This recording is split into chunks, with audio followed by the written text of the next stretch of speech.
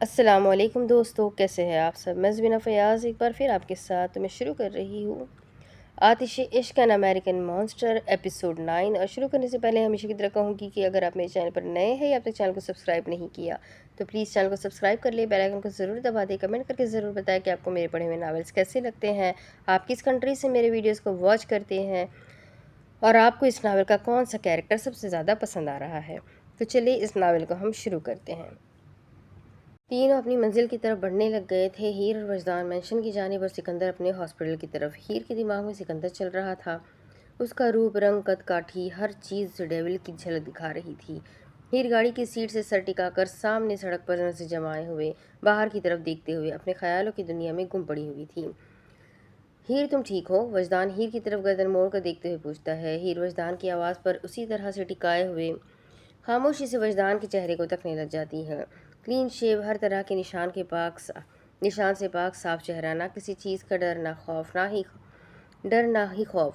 جس چہرے پر کوئی تاثرات نہیں تھے، آج وہاں فکر کے کچھ تاثرات ہیر کو دکھائی دے رہے تھے۔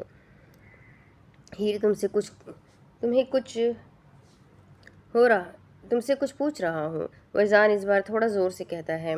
ٹھیک ہوں میں، ہیر کہتے ہوئے سیدھی ہو کر بیٹھتی ہے اور گہری سانس لیتے ہوئے وہ کھڑکی کو کھولنے لگتی ہے۔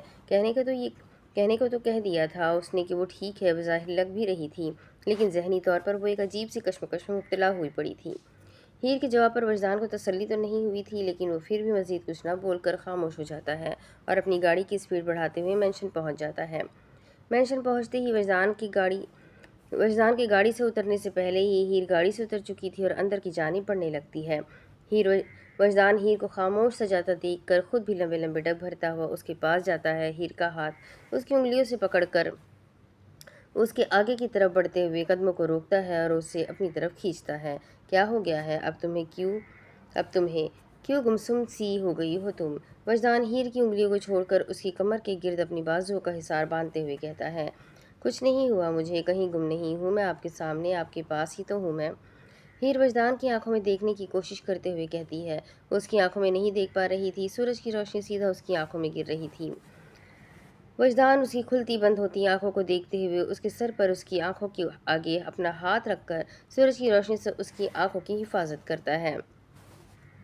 میرے سامنے ضرور ہو پر میرے پاس نہیں، اپنی ہی دنیا میں کھوئی ہوئی ہو، کوئی مسئلہ ہے تو مجھے بتاؤ، میں ٹھیک کر دوں گا سب۔ وجدان دوسرے ہاتھ سے ہیر کی گردن پر بکھرے ہوئے بالوں کو ہٹاتے ہوئے کہتا ہے۔ آپ کر دیں گے سب ٹھیک؟ ہیر اب آسانی سے اس کی آنکھوں میں دیکھ کر کہتی ہے۔ تمہیں شک ہے میری قابلیت پر؟ وجدان مسکراتے ہوئے کہتا ہے۔ میرا مسئلہ آپ ہیں، میری زندگی سے چلے جائیں، آزاد کر دیں مجھے اور دے دیں مجھے سکون۔ ہیر کی باتوں پر وجدان کی رگیں تن گئی تھی، وہ اس کی بات کی اس وقت بالکل امید نہیں کر رہا تھا۔ ہیر کہہ کر پرسکون سی کھڑی ہوئی تھی، پر وجدان کے غصے میں ہاتھوں کی اور بازوؤں کی ابھرتی ہوئی رگیں ہیر کی بات پر اس کا دماغ خراب کرنے کے لیے کافی تھی۔ وجدان ہیر کے ماتھے سے اپنے ہاتھ ہٹا کر ہیر کے بازوؤں کو زور سے پکڑ کر ہیر کو اپنی طرف کھینچتے ہوئے اس کی بازوؤں پر گرفت مضبوط کرتے ہوئے کہتا ہے۔ تم سے 1000 مرتبہ کہا ہے مجھ سے فضول بکواس مت کیا کرو، پھر کیوں بار بار ایسی بات کر کے مجھے غصہ دلاتی ہو تم؟ وجدان اس کی بازوؤں پر زور دیتے ہوئے تلخ اور سخت لہجے میں کہتا ہے۔ وجدان مجھے درد ہو رہا ہے، ہیر اپنے بازوؤں کو چھڑوانے کی کوشش کرتے ہوئے کہتی ہے۔ تمہیں میں نے ابھی درد دیا نہیں ہے ہیر، ورنہ میری مرضی کے خلاف بات کرنے والوں کو زندہ چھوڑنے کا قائل نہیں ہوں میں۔ وجدان مزید اس کے بازوؤں پر زور دیتے ہوئے ہیر کو پیچھے کی طرف کرتے ہوئے چھوڑ دیتا ہے۔ وجدان کے چھوڑتے ہی ہیر اپنے دونوں بازوؤں پر اپنی ہتھیلیاں رکھ کر اس کو مسلنے لگ جاتی ہے۔ آنکھوں میں نمی درد کے مارے پھر سے چھانے لگ گئی تھی۔ نمی آتی بھی کیوں نہ، جس لڑکی کو دنیا سے لڑنے کی قابل بنانے کے ساتھ ساتھ بے حد نازک اور لاڈوں سے رکھا گیا ہو، اس پر ایک خروش تک اس کے بابا نے کبھی آنے نہ دی ہو، اب اس پر کوئی ظلم کرتا ہو تو درد ناقابل برداشت ہو چکا تھا۔ ہیر سر جھکا کر اپنے درد کو ضبط کرتے ہوئے اپنے آنسوؤں کو بھی ضبط کرنے کی کوشش کرتی ہے۔ آئندہ اگر تم نے مجھ سے اس قسم کی بات کی تو یاد رکھنا ہیر، تمہیں تکلیف کیا ہوتی ہے اس سے میں اچھے سے واقف کرواؤں گی۔ وجدان ہیر کا ہاتھ پکڑتے ہوئے کہتا ہے اور اسے اپنے ساتھ لے کر اندر کی طرف لیے بڑھنے لگتا ہے۔ ہیر اور وجدان کے آس پاس 100 سے زائد افراد کھڑے ہوئے تھے۔ لیکن وجدان کی موجودگی میں کسی کی بھی ہمت نہیں تھی اس کی طرف یا ہیر کی طرف آنکھ اٹھا کر دیکھ سکے۔ وجدان کے جاتے ہی ایک آدمی دوڑتے ہوئے جاتا ہے اور اس کی گاڑی کو سٹارٹ کیے مینشن کی بائیں سائڈ پر بنے ہوئے ایک بڑے سے گیراج کی طرف لے کر جاتا ہے۔ صرف اسی گارڈ کو اجازت تھی وجدان کی گاڑی کو اس کے گیراج میں پہنچانے کی۔ لوہے کا موٹا مضبوط دروازہ جو لاک کی مدد سے کھلتا ہے، گاڑی کو گیراج کے سامنے کھڑا کیے گارڈ بھاگ کر جاتا ہے اور جا کر دروازے کو پاسورڈ کی مدد سے کھولتا ہے اور 2 منٹ دروازے کے سامنے کھڑا ہوئے وہ دروازے کے ایکسس ہونے کا انتظار کرتا ہے۔ وجدان کے موبائل پر گیراج کے دروازے کا ایکسس پوائنٹ آتے ہی وہ اسے اوکے کرتا ہے تو گارڈ جھٹ سے گاڑی میں سوار ہو کر گاڑی کو اس کے گیراج میں داخل کرتا ہے۔ ہر طرف نیو صاف ستھری چمکتی ہوئی برانڈ نیو گاڑیاں تھیں۔ یہ سب وہی گاڑیاں تھیں جو وجدان کی پہلے والی بلڈنگ میں تھی۔ وجدان کے لیے گاڑیاں اس کی پہلی محبت جنہیں وہ بے حد محبت اور پیار سے رکھتا ہے۔ گارڈ گاڑی کو پارک کیے ہوئے اس کی جگہ پر فوراً دوڑتے ہوئے گیراج سے باہر نکل جاتا ہے۔ زیادہ دیر تک کسی کا گاڑیوں کے پاس رکنا وجدان کو نہیں پسند تھا۔ وجدان ہیر کے ساتھ ساتھ اس کی ٹریننگ پوائنٹ پر آ جاتا ہے جہاں پر پہلے ہی سب لوگ ٹریننگ کرنے میں مصروف تھے۔ وجدان کو دیکھتے ہی سب بت بنے ہوئے ایک لائن میں کھڑے ہو جاتے ہیں۔ لیو۔ وجدان دروازے کی طرف اشارہ کرتے ہوئے اب کہتا ہے۔ وجدان کی بات پر اب پہلے سے اٹھا کر ایک دوسرے کو دیکھتے ہیں۔ سب سر اٹھا کر ایک دوسرے کو دیکھتے ہیں، پھر جلدی سے اپنے جیکٹ اٹھائے وہ ہال سے باہر بھاگ جاتے ہیں اور جاتے جاتے دروازے کو بھی بند کر دیتے ہیں۔ ہیر بے یقینی سے وجدان کو دیکھنے لگ جاتی ہے جس کے کان غصے میں لال سرخ ہوتے جا رہے تھے اور ماتھے کی رگیں بھی ابھرنے لگتی ہیں۔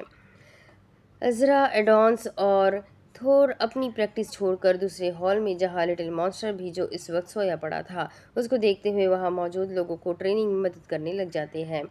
وجدان ہیر کا ہاتھ چھوڑ کر وہی ہال میں ایک دیوار کے ساتھ کھڑکی کے قریب دیوار والی بڑی سی الماری کی طرف بڑھتا ہے اور ہیر نام کے لاکر سے اس کے لیے ٹریک سوٹ لے کر آتا ہے اور ہیر کے ہاتھوں میں لا پٹکتا ہے۔ بدل کر آؤ، وجدان دو ٹوک لہجے میں کہتا ہے۔ ہیر وجدان کو غصے میں دیکھتے ہوئے اپنی بھلائی کا سوچتے ہوئے خاموشی سے واش روم کی طرف بڑھنے لگتی ہے۔ ہیر کے واش روم میں جانے کے بعد وجدان دوبارہ اسی الماری کی طرف بڑھتا ہے اور مانسٹر نام کے لاکر سے اپنے لیے ٹریک سوٹ نکال کر وہیں پر چینج کرنے لگتا ہے۔ جب تک ہیر واپس آتی ہے وجدان بھی کپڑے چینج کر چکا تھا۔ ہیر اپنے ہاتھ میں پہلے والے کپڑے پکڑے ہوئے انہیں تہہ لگاتے ہوئے وجدان کو دیکھتے ہوئے اس الماری کی طرف بڑھتی ہے اور اپنا لاکر کھول کر اس میں رکھ دیتی ہے۔ وجدان ہیر کو دیکھتے ہوئے پہلے ہی رینگ کی طرف بڑھ جاتا ہے، لاکر کے ہینڈل پر ہاتھ رکھ کر ادھر ادھر دیکھنے لگتی ہے۔ اتنے میں وجدان کی گجدار آواز آتی ہے جسے سن کر ہیر جھٹ سے اس کی طرف بڑھنے لگتی ہے۔ آ جاؤ، وجدان ہیر کو ہاتھ سے آنے کا اشارہ کرتا ہے۔ ہیر گہری سانس لیتے ہوئے اس کی طرف بڑھنے لگتی ہے۔ وہ اپنے ہاتھوں کو مسلتے ہوئے وجدان کے پاس رینگ میں جاتی ہے۔ آپ یہاں کیا کر رہے ہیں؟ باقی سب کہاں گئے ہیں؟ ہیر بند دروازے کی طرف دیکھتے ہوئے کہتی ہے۔ ان سب کو میں نے بھیج دیا ہے، اب ہم دونوں ہی ہیں یہاں پر۔ وجدان ہیر کے پیچھے آ کھڑا ہوتے ہوئے کہتا ہے۔ صرف ہم دونوں؟ ہیر پلٹ کر وجدان کو دیکھتے ہوئے کہتی ہے۔ جی صرف ہم دونوں۔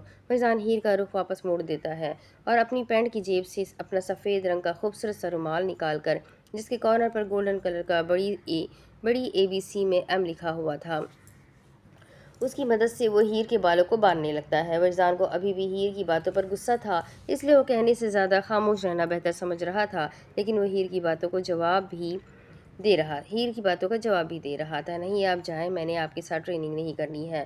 وجدان نے ابھی اس کے بالوں کو ٹھیک سے باندھا نہیں تھا کہ ہیر کے پلٹنے پر وہ کھل بھی گئے تھے۔ کیوں ڈر لگ رہا ہے تمہیں؟ وجدان اب ایسے ہی ہیر کا منہ اپنی طرف کیے ہوئے اس کے قریب آ کر اس کے بالوں کو باندھنے لگتا ہے۔ جی لگ رہا ہے آپ کی گندی نظروں سے اور آپ کی گندی باتوں سے۔ ہیر وجدان کے قریب آنے پر تیزی سے بڑھتی ہوئی دھڑکنوں کے ساتھ کہتی ہے۔ ارے میری جان، ایسے ڈرتے نہیں ہیں، میں زیادہ کچھ نہیں کروں گا، بس تھوڑا بہت رومانس کر لوں گا تاکہ میرا موڈ ٹھیک ہو سکے، جسے خراب کر کے تم نے نہ جانے کتنوں کی موت کو دعوت دی ہے۔ وجدان ہیر کی بالوں میں اپنے رومال باندھ کر تھوڑا سا جھک کر ہیر کی آنکھوں میں دیکھتے ہوئے کہتا ہے۔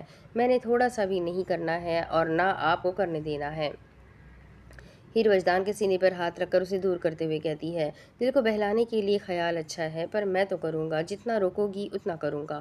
وجدان ہیر کا ہاتھ اپنے اور اس کے درمیان سے ہٹاتا ہوا اس کی طرف دبے دبے قدم اٹھاتے ہوئے کہتا ہے۔ हीर गुस्से में बड़ी बड़ी आंखें किए उसको देखने लग जाती है। मुझे ऐसे मत देखो, मैं यहीं शुरू हो जाऊंगा, यहाँ कैमरे हैं, अगर किसी और ने देख लिया तो मुश्किल हो जाएगी तुम्हारे लिए। वजदान की बात सुनकर हीर हैरानगी से फ़ौरन इधर उधर देखने लग जाती है। उसे कैमरे कहीं नज़र नहीं आ रहे थे। अगर बताकर और दिखाकर किसी पर नज़र रखी जाए वो उसके राज हाथ नहीं आते, तो उसके राज हाथ नहीं आते हैं, सिर्फ उसका झूठा चेहरा दिखाई देता है। वजदान अपनी शहादत की उंगली से हीर का चेहरा और उसकी तवज्जो अपनी तरफ मायल करते हुए कहता है।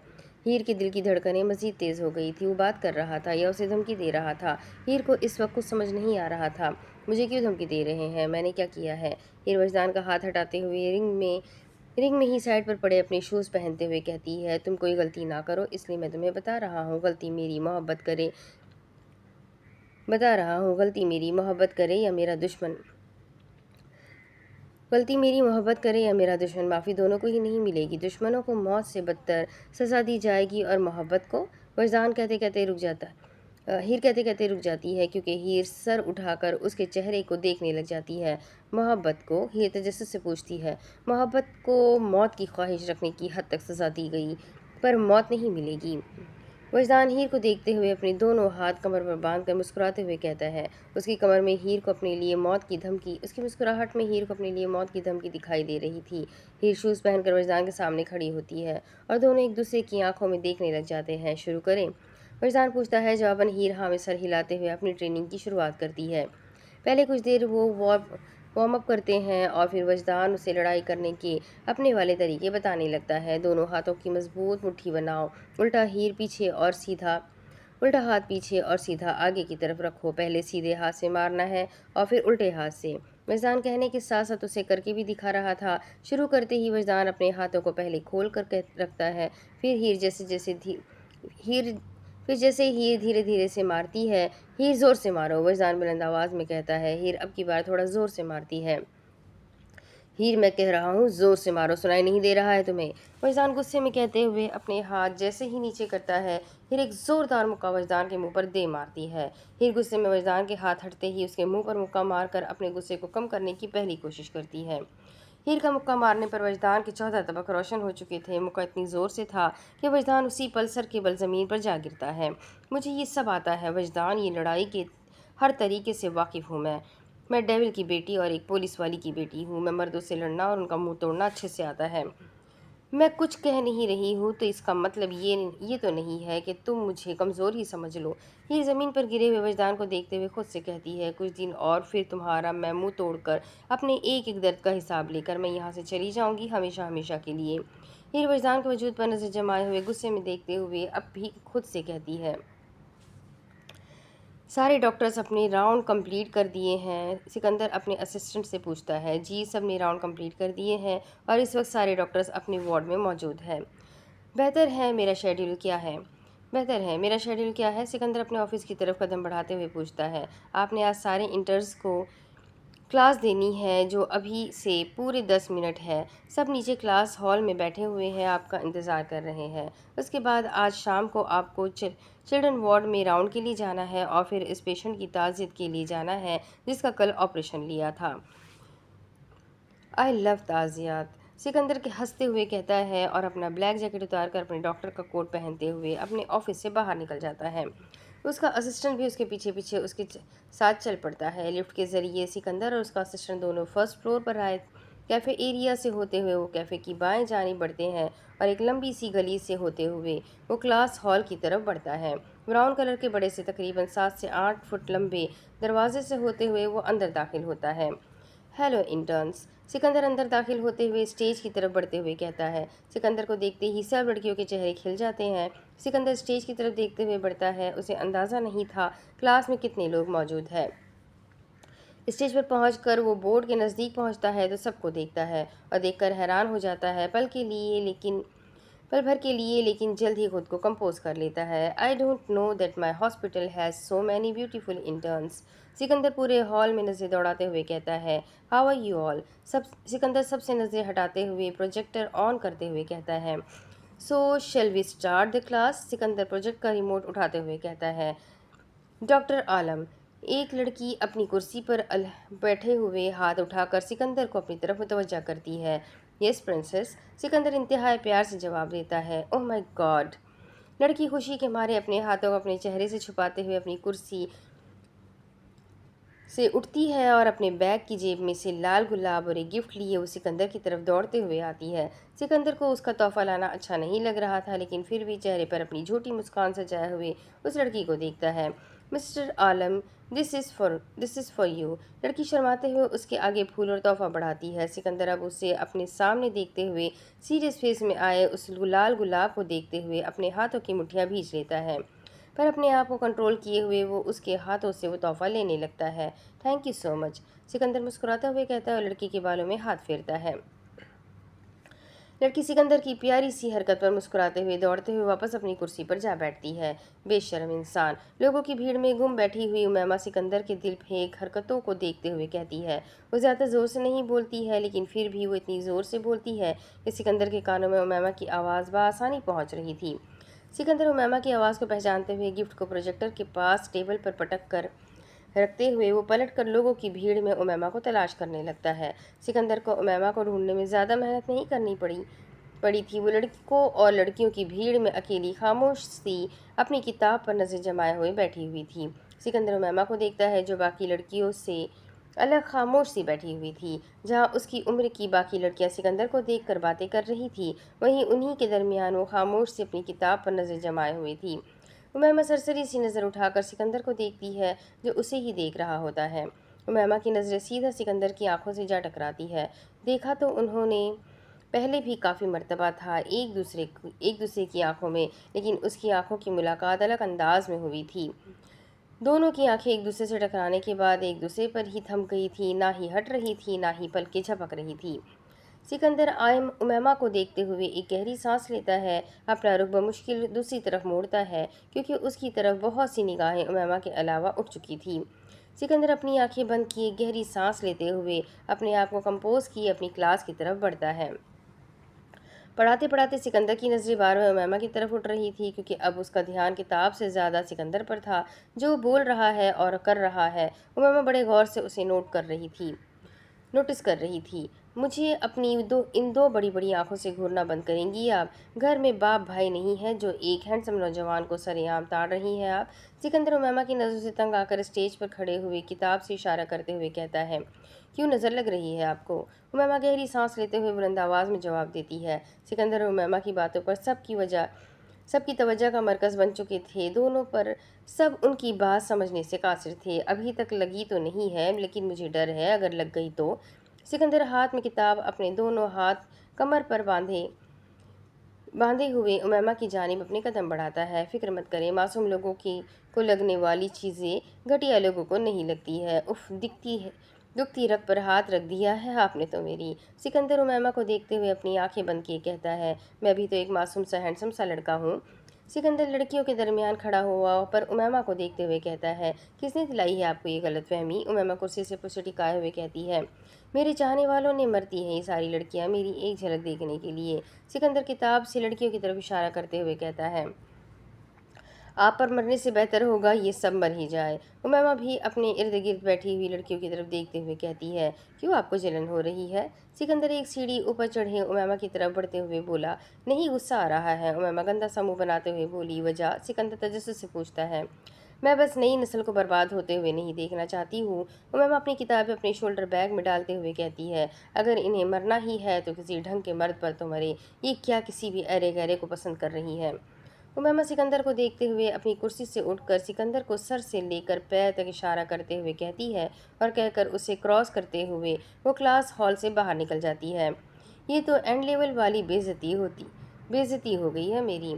सिकंदर अपनी गर्दन झुकाते हुए कहता है और एक गहरी सांस लेते हुए अपने आप को कंपोज किए वो वापस सीढ़ियों से नीचे उतरता है और स्टेज की तरफ बढ़ता है। शुक्र है किसी को उर्दू नहीं आती है, वरना 4 फुट की लड़की ने मेरा जो इज्जत का जनाजा निकाला है, मैं उसे कभी रिकवर नहीं कर पाता। पता नहीं इतनी मगरूर क्यों है ये नकचड़ी कहीं की। सिकंदर दरवाजे की तरफ देखते हुए कहता है, जहाँ से उमैमा बाहर निकली थी अभी। सिकंदर उमैमा से अपनी तवज्जो हटाकर वापस क्लास की तरफ करता है और सबको देखते हुए उन्हें बाकी की इंपॉर्टेंट चीज़ें समझाने में मसरूफ़ हो जाता है। लेकिन फिर भी पूरे सेशन में उसके दिमाग में उमैमा ही छाई हुई थी। वो उसे बेचैन कर रही थी। कुछ देर बाद सिकंदर क्लास ख़त्म किए واپس اپنے آفس کی طرف بڑھ رہا تھا کہ کیفے ایریا کی طرف سے اس کی کھلکھلا کر ہنسنے کی آواز پر سکندر کے قدم رک جاتے ہیں۔ سکندر کے اپنے آفس کی طرف بڑھتے ہوئے قدم کیفے ایریا میں موجود امیمہ کو کچھ بچوں کے ساتھ ہنستا کھیلتا دیکھ کر کچھ پلوں کے لیے وہیں رک جاتے ہیں۔ سکندر کی مکمل توجہ امیمہ پر تھی۔ وہ آج پہلی بار خود کسی لڑکی کو دیکھتے ہوئے رکا تھا، ورنہ ہمیشہ لڑکیاں اس کے ارد گرد چکر لگاتی رہتی تھیں، جو اسے بالکل پسند نہیں آتا تھا۔ امیمہ سکندر کی زندگی میں پہلی لڑکی جو اسے اس کی موجودگی میں سب کے سامنے نہ صرف اگنور کرنے کی بلکہ اس سے منہ توڑ جواب دینے کی بھی ہمت رکھتی تھی۔ مبارک ہو مس امیمہ، میرے دماغ میں آپ اٹک چکی ہے اور میرے دل تک پہنچنے کے سفر پر چل پڑی ہیں آپ۔ سکندر امیمہ کو دیکھتے ہوئے مسکراتا ہوا اپنی گردن جھٹک کر لفٹ کی طرف بڑھنے لگتا ہے۔ سکندر کے آتے ہی امیمہ اس جگہ دیکھتی ہے جہاں سے وہ گزر چکا تھا۔ امیمہ وہاں کسی کو نہ دیکھتے ہوئے گہری سانس لے کر واپس بچوں کے ساتھ لگ جاتی ہے۔ بچوں کیا کھائیں گے آپ لوگ؟ امیمہ ہنستے ہوئے پوچھتی ہے۔ دوسری طرف وجدان آپ ٹھیک ہے؟ ہیر سیدھی کھڑی ہوئی وجدان کی کوئی ہلچل محسوس نہ کرتے ہوئے کہتی ہے۔ وجدان؟ ہیر جلدی سے گھٹنوں کے بل زمین پر بیٹھتے ہوئے پریشانی سے کہتی ہے۔ وجدان سوری، میں نے غلطی سے مارا ہے آپ کو، جان کر نہیں مارا ہے آپ کو۔ ہیر وجدان کے سینے پر ہاتھ مارتے ہوئے کہتی ہے، پر وجدان ابھی بھی کوئی ہلچل نہیں کر رہا تھا۔ کیا ہو گیا ہے؟ مر تو نہیں گئے ہیں؟ ہیر دھڑکتے ہوئے دل سے اس کے سینے پر سر رکھے ہوئے وجدان کے دل کی دھڑکنیں سننے کی کوشش کرتی ہے۔ بس اتنے قریب ہی میں تمہیں اپنے پاس رکھنا چاہتا ہوں۔ وجدان ہیر کی کمر کے گرد اپنے بازوؤں کا حصار باندھتے ہوئے کہتا ہے۔ آپ ٹھیک ہے؟ ہیر جلدی سے سر اٹھا کر کہتی ہے۔ ڈرا دیا تھا آپ نے مجھے لگا ایک ہی مکے میں مر گئے۔ ہیر وجدان کے سینے پر تھپڑ مارتے ہوئے کہتی ہے۔ ہاتھ مت لگاؤ مجھے مارا ہے تم نے مجھے۔ میں پولیس میں رپورٹ درج کرواؤں گا تمہاری۔ وجدان اپنے سینے پر ہاتھ رکھ کر اٹھتے ہوئے کہتا ہے۔ ہیر اسے اسی جگہ مارتی ہے جہاں اس کے کئی سالوں پرانے زخم تھے، جو بظاہر کو دیکھنے میں کافی پرانے تھے لیکن تکلیف آج بھی اسے اتنی ہی دیتے تھے۔ ہائے، پولیس تک کیوں جا رہے ہیں؟ میں سوری بول رہی ہوں نا آپ کو۔ ہیر وجدان کو کھڑا ہوتا دیکھ خود بھی اس کے پیچھے پیچھے کھڑی ہو کر چل پڑتی ہے۔ کیا فائدہ تمہاری سوری کا، منہ توڑ دیا ہے تم نے میرا۔ باہر لوگوں کو کیا بتاؤں گا میری بیوی نے مجھے مارا ہے۔ وجدان ہال میں الماری کے ساتھ پر کچھ فاصلے پر لگے 6 فٹ لمبا اور 4 فٹ چوڑا شیشے کی طرف بڑھتے ہوئے کہتا ہے۔ ایسا تو مت بولے، میں نے جان بوجھ کر تو نہیں مارا ہے آپ کو۔ ہیر وجدان کے پیچھے پیچھے چلتے ہوئے اپنے ہاتھوں کو مسلتے ہوئے کہتی ہے۔ پر مارا تو ہے نا، حشر دیکھو میرے چہرے کا۔ وجدان شیشے میں اپنے ہونٹوں سے کچھ اوپر لال سرخ ہوتے ہوئے گال کو دیکھتے ہوئے کہتا ہے۔ چہرے تک تم میرے پہنچتی نہیں ہو لیکن منہ توڑ دیا ہے میرا اس 4 فٹ کی لڑکی نے۔ وجدان اپنے چہرے کو دیکھتے ہوئے غصے میں ہیر کو دیکھتے ہوئے کہتا ہے۔ اچھا ہو گیا ہے کہ یہ منہ ٹوٹ گیا جیسا اور جتنا آپ بولتے ہیں اس کے حساب سے بہت اچھا ہوا ہے آپ کے ساتھ۔ ہیر بھی جواباً غصے میں کہتی ہے۔ تو مطلب میری غلطی کی وجہ سے میرا منہ ٹوٹا ہے؟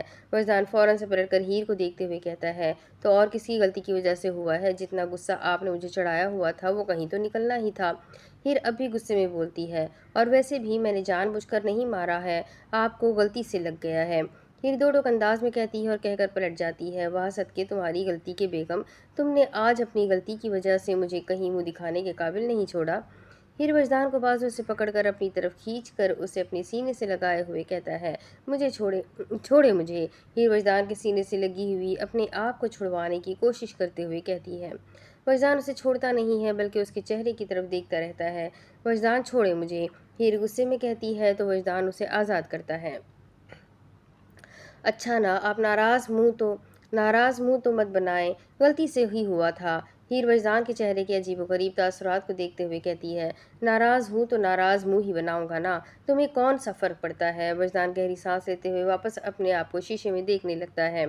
ہاں فرق تو نہیں پڑتا ہے، لیکن پھر بھی اتنی گندی میراسیوں جیسی شکل تو مت بنائے نا آپ۔ ہیر اپنے دونوں ہاتھ کمر پر باندھے ہوئے وجدان کی پیٹھ کو دیکھتے ہوئے کہتی ہے۔ میری شکل میراسیوں جیسی نہیں ہے، الحمدللہ بہت ہینڈسم ہوں میں۔ وجدان جھٹ سے پلٹ کر ہیر کو دیکھتے ہوئے بولا۔ تو آپ کا یہ چہرہ مبارک مجھے ہینڈسم کیوں نہیں لگ رہا ہے؟ وجدان اپنے دونوں ہاتھ سے مسکراتے ہوئے اشارہ کرتے ہوئے کہتی ہے۔ تمہاری آنکھیں خراب ہیں، ان کو علاج کی ضرورت ہے۔ وجدان ہیر کے گالوں کو کھینچتے ہوئے واپس رینک کی طرف بڑھتے ہوئے کہتا ہے۔ जाते हुए टेबल से ग्लव्स उठाता है। अगर ये ख़राब है तो आप इन पर फिदा क्यों हैं? हीर वजदान को जाता देखकर अपनी हंसी को दबाते हुए पूछती है। हीर की बात पर वजदान के आगे की तरफ बढ़ते हुए कदम रुक जाते हैं। हीर की बात पर वजदान के लबों पर हल्की सी मुस्कुराहट आती है। उसे हीर का कहना अच्छा लगता है, पर वो उसकी तरफ पलटने से पहले ही वो अपने चेहरे से हंसी गायब कर चुका था। तुम्हारी गलतफहमी है, ये मुझे तो ये नहीं पसंद, मैं तो इन पर फिदा नहीं हूँ। वजदान हीर की तरफ ग्लव्स फेंकते हुए कहता है। झूठे। हीर ग्लव्स कैच करते हुए कहती है। तुम बातों को मत घुमाओ, मुझे पता है सॉरी बोलते हुए तुम्हें मुंह में दर्द हो रहा है। वजदान हीर की तरफ कदम बढ़ाते हुए कहता है। नहीं तो मैंने तो पहले ही सॉरी बोल दिया था। हीर टिमटिमाती हुई नजर से देखते हुए कहती है। कब बोला तुमने? मैंने तो सुना नहीं, चलो पास आकर बोलो। वजदान हीर के बिल्कुल सामने पर कुछ फासले पर रुक जाता है और अपने दोनों हाथ कमर पर रखकर उसे अपनी तरफ आने का इशारा करता है। मैं नहीं आ रही हूँ आपके पास। हीर ग्लव्स साथ वाले टेबल पर रखते हुए कहती है। तो मतलब माफ़ी नहीं चाहिए तुम्हें? वजदान अपनी काली गहरी आंखें हीर की आंखों में डाले हुए उसे गुस्से वाली शरारत नज़रों से देखते हुए कहता है।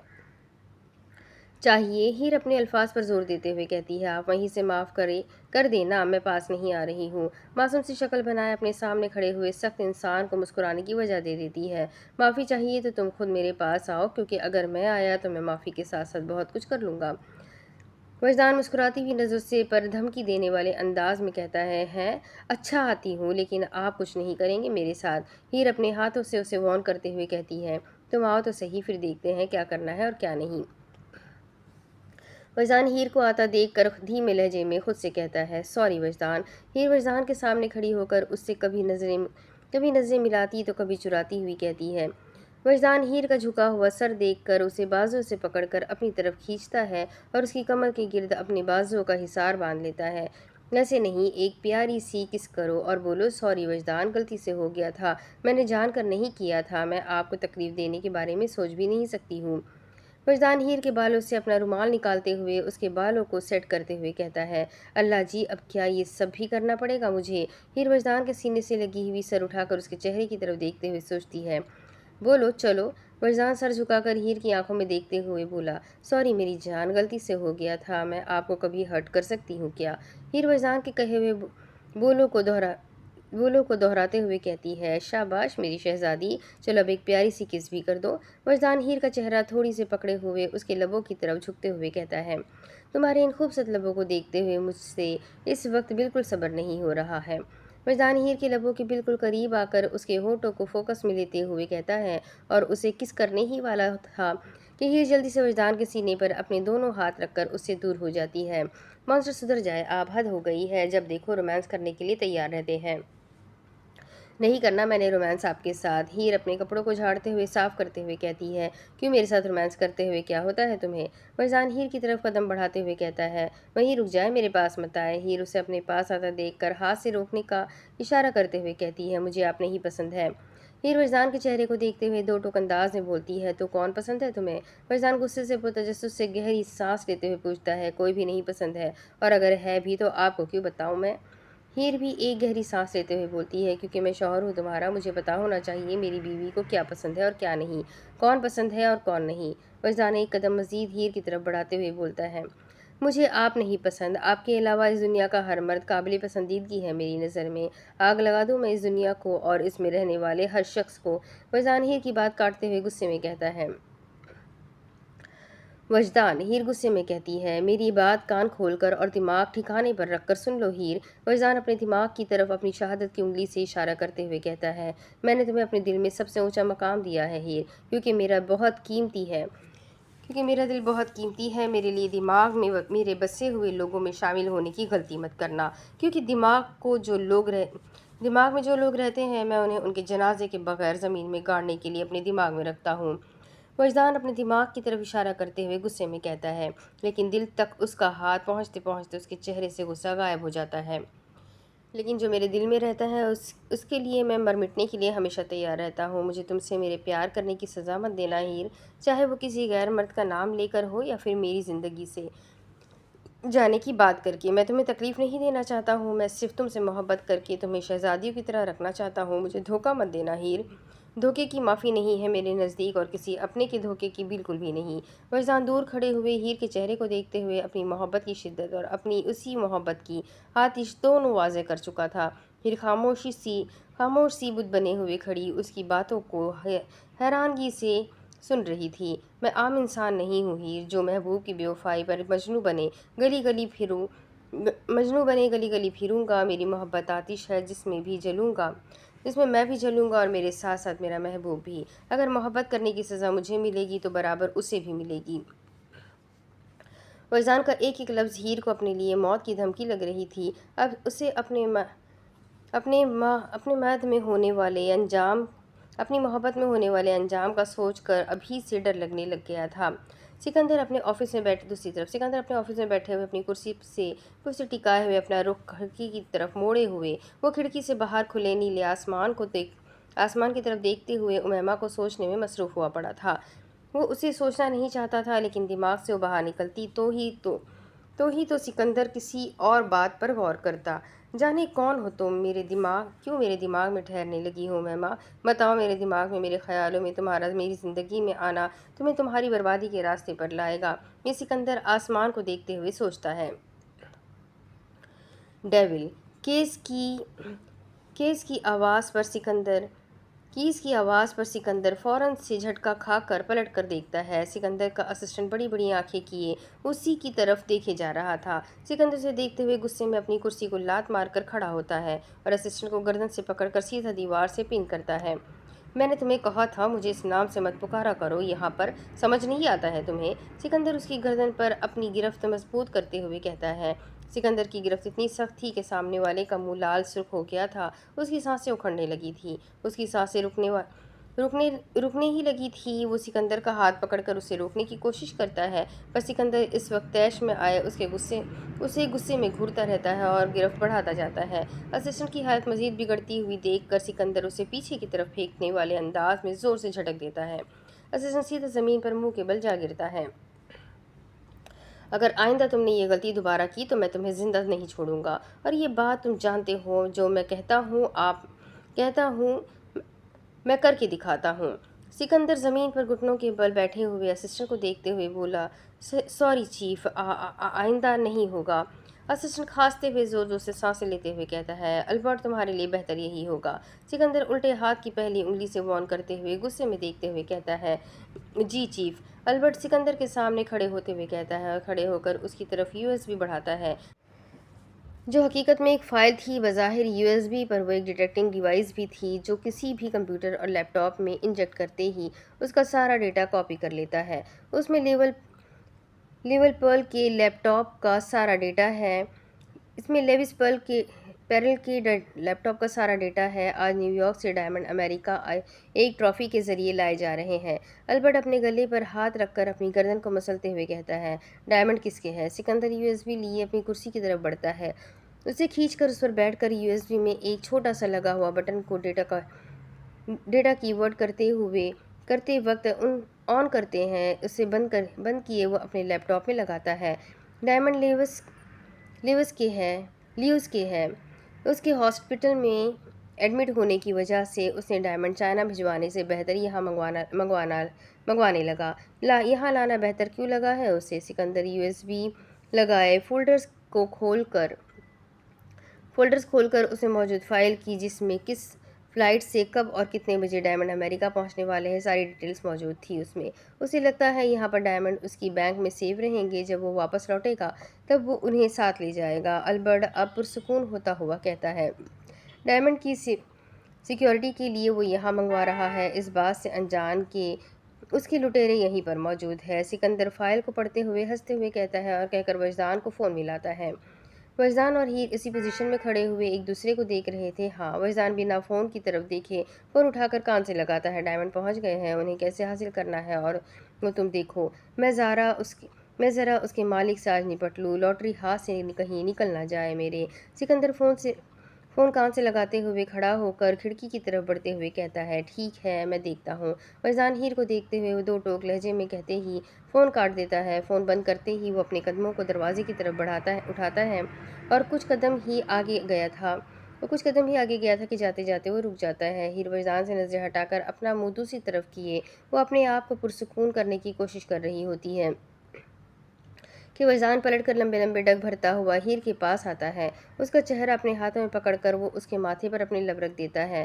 مجھے کچھ کام ہے، میں جا رہا ہوں، تم اپنی پریکٹس مکمل کر کے ڈرائیور کے ساتھ واپس گھر چلی جانا، وجدان کہہ کر ایک بار پھر سے ہیر کے ماتھے پر بوسہ دیتا ہے اور لمبے لمبے ڈگ بھرتا ہوا ہال سے باہر نکل جاتا ہے۔ ہیر وجدان کو دیکھتے ہوئے اپنے بالوں میں ہاتھ پھیرتے ہوئے اپنا رخ دوسری طرف موڑتی ہے، جو جیسے ہی اپنے آپ کو ڈریسنگ ٹیبل کے شیشے میں دیکھتی ہے تو اس کی نظر اپنے لاکٹ پر پڑتی ہے جس کی ہلکی سی روشنی جل رہی تھی اور بجھ رہی تھی۔ ہیر جلدی سے پلٹ کر اپنے چاروں طرف دیکھتی ہے اور جلدی سے الماری سے اپنے کبرڈ میں سے اپنے کپڑے لیے واش روم میں دوڑتے ہوئے جاتی ہے۔ کیا ہو گیا ہے؟ کیوں بار بار کال کر رہے ہو؟ ہیر کان میں چپ لگاتے ہوئے غصے میں کہتی ہے۔ کب سے فون کر رہا ہوں، اٹھا کیوں نہیں رہی ہو تم؟ نک اپنے کان میں چپ لگائے ہوئے وہ بھی غصے والے انداز میں ہوٹل کے اندر داخل ہوتے ہوئے کہتا ہے۔ کیا ہو گیا ہے؟ ہیر اپنے کپڑے شیلف پر پٹک کر ہیر اپنے دونوں ہاتھ شیلف پر رکھ کر بیزاری سے پوچھتی ہے۔